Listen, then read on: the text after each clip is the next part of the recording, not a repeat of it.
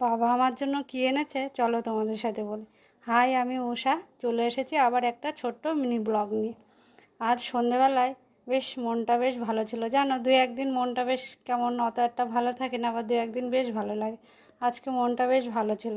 সন্ধেবেলায় ছেলে মেয়েকে পড়তে বসাতে গেলাম, বলছে মা একটু চা করে দাও, দুধ চা খাবো। কালকে তুমি দুধ চা করোনি, আজকে করো। তাই রান্নাঘরে চলে গেলাম, আমি, ছেলে, মেয়ে আর মা বাড়িতে আছি।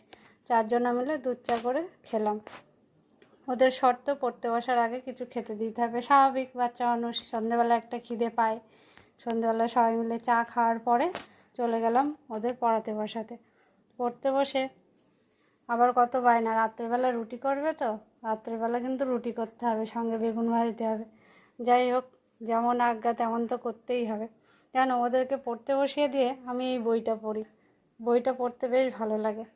তারপরে বই পড়া হয়ে গেলে সমিতি ছিল আমাদের, সমিতির টাকা জমা করতে হবে, সেইগুলো হিসাব করে নিলাম, নিয়ে তারপর রান্নাবান্না শুরু করলাম। তারপরে বাবা হঠাৎ করে কী নিয়ে এসছে, হয়তো আমি গরম গরম নিমকি খেতে খুব পছন্দ করি। বাবা গরম নিমকি ভেজেছে, তাই নিয়ে এসছে আমার জন্য। তারপরে রান্নাবান্না করে বাবাকে খেতে দিলাম। বাবা টিভি দেখতে দেখতে খেতে বেশ পছন্দ করে।